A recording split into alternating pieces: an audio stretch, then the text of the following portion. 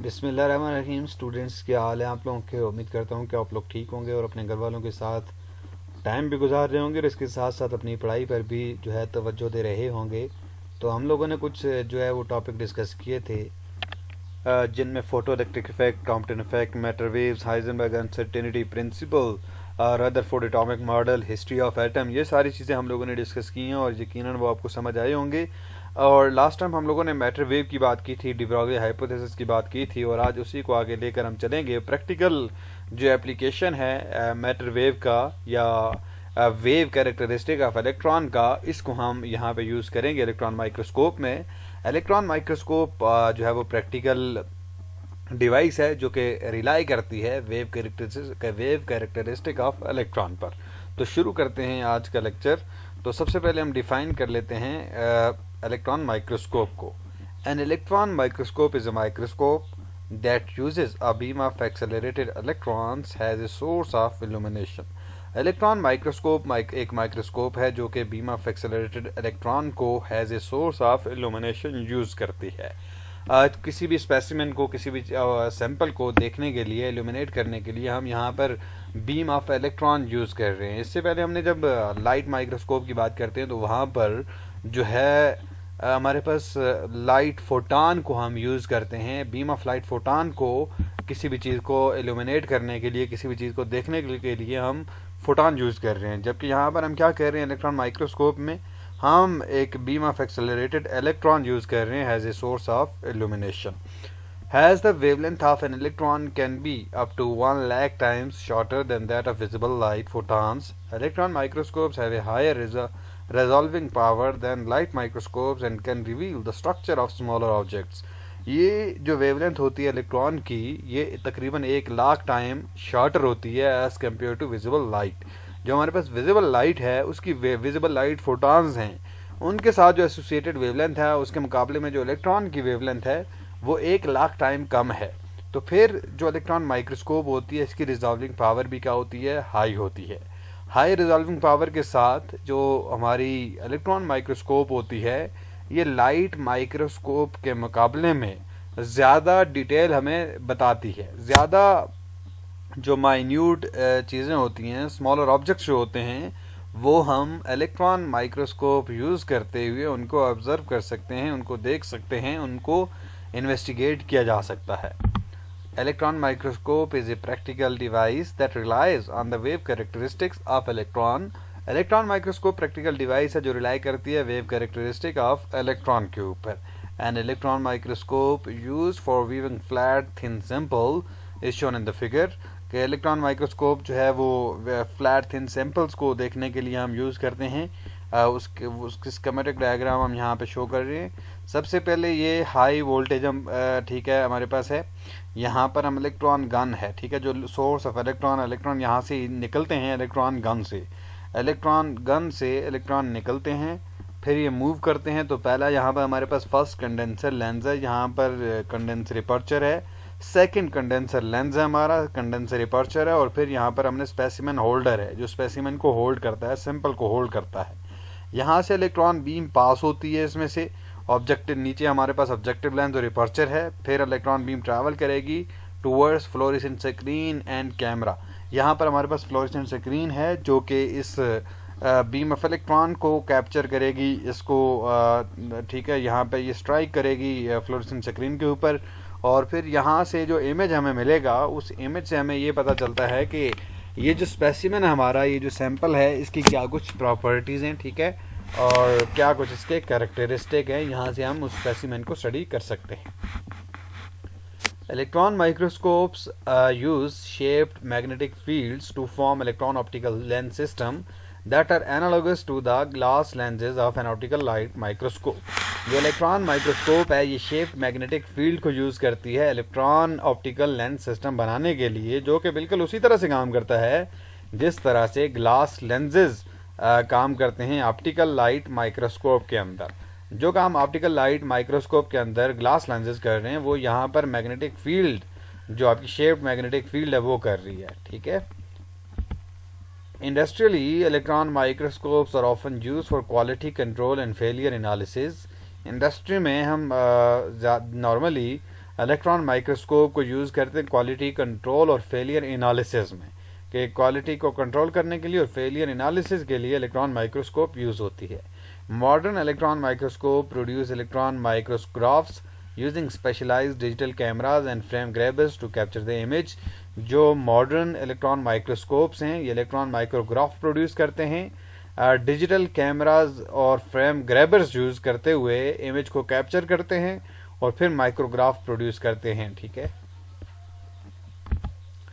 Electron microscopes are used to investigate the ultrastructures of a wide range of biological and inorganic specimens, including microorganisms, cells, large molecules, biopsy samples, metals and crystals. जो electron microscope होती है उसको हम इस्तेमाल करते हैं ultra structures को investigate करने के लिए। एक wide range of biological inorganic specimens है हमारे पास, जैसा माइक्रो ऑर्गेनिजम्स हैं, सेल्स हैं, लार्ज मॉलिक्यूल्स हैं, बायोप्सी सैंपल्स हैं, मेटल्स, क्रिस्टल्स।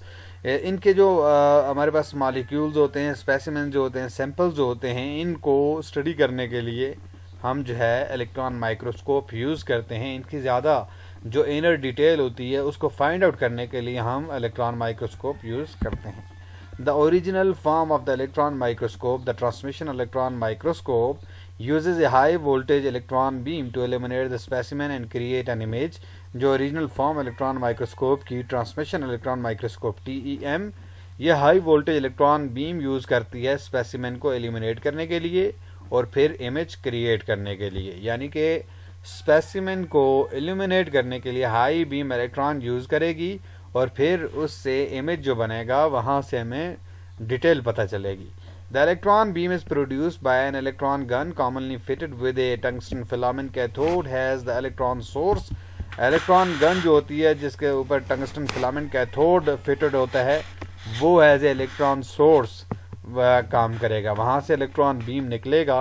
इलेक्ट्रॉन बीम जो निकलेगी, ठीक है, वो ट्रैवल करेगी, ठीक है, और वो जब स्पेसिमेन से गुजरेगी तो उसकी जो डिटेल होंगी वो फिर इमेज में हमें मिलेंगी।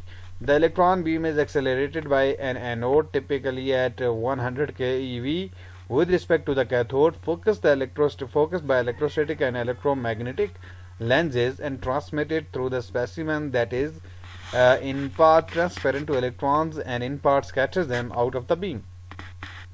जो इलेक्ट्रॉन बीम होती है ये एनोड के ज़रिए इसको हम एक्सेलरेट करते हैं, ठीक है, और फिर ये फोकस्ड होती है इलेक्ट्रोस्टैटिक और इलेक्ट्रोमैग्नेटिक लेंसेज के ज़रिए और स्पेसिमेन से ट्रांसमिटेड होती है। थ्रू स्पेसिमेन ये गुजरती है, ठीक है, और फिर ट्रांसपेरेंट, ठीक है, और ये जो स्पेसिमेन होता है ये पार्टली ट्रांसपेरेंट होता है इलेक्ट्रॉन्स के लिए और कुछ जो पार्ट होता है इलेक्ट्रॉन बीम का वो स्कैटर्ड आउट हो जाता है, ठीक है ना, बीम से।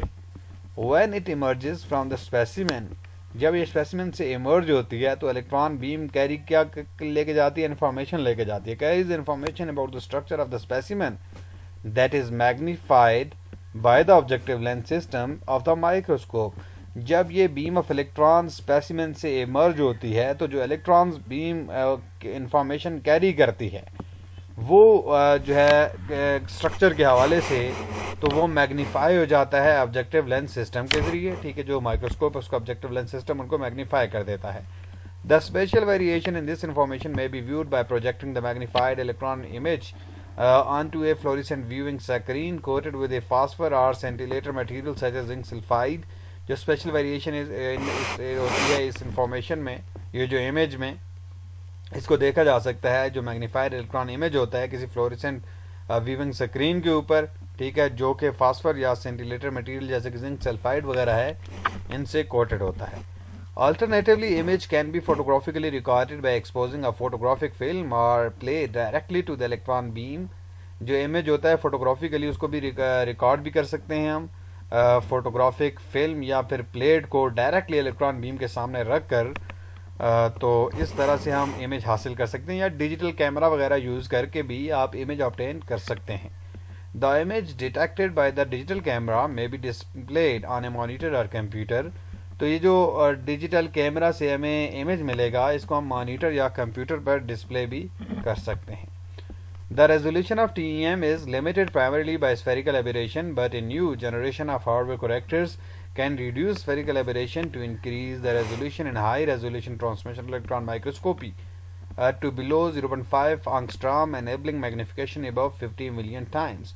जो रेजोल्यूशन होती है टीएम्स की ट्रांसमिशन इलेक्ट्रॉन माइक्रोस्कोप की, ये स्फेरिकल एबरेशन की वजह से महदूद होती है, लिमिटेड होती है, कम हो जाती है। लेकिन जो एक न्यू जनरेशन हार्डवेयर करेक्टर की उसको इस्तेमाल करते हुए स्फेरिकल एबरेशन को कम कर सकते हैं। What is spherical aberration? Spherical aberration जो है इसके हवाले से मैंने एक लेक्चर अपलोड किया हुआ है, वो आप देख सकते हैं। फिर भी अगर मसला होता है तो वो आप मुझसे पूछ सकते हैं। स्फेरिकल एबरेशन में ये होता है कि जो रेज आ रही होती हैं, ठीक है ना, ऑब्जेक्ट से, तो वो एक ही पॉइंट के ऊपर फोकस नहीं होती, इसलिए एक शार्प इमेज नहीं बनता। जो इमेज आपको मिलेगा वो ब्लर होगा, ठीक है। तो इस तरह से आप ज़्यादा डिटेल नहीं देख सकते, लेकिन उसको हम करेक्ट कर सकते हैं, ठीक है, हार्डवेयर करेक्टर से। तो फिर स्फेरिकल एबरेशन जो होती है वो रिड्यूस हो जाती है, ठीक है। और इस तरह से जो मैग्नीफिकेशन होती है वो 50 मिलियन टाइम्स वो ग्रेटर हो सकती है, बढ़ जाती है, ज़्यादा की जा सकती है।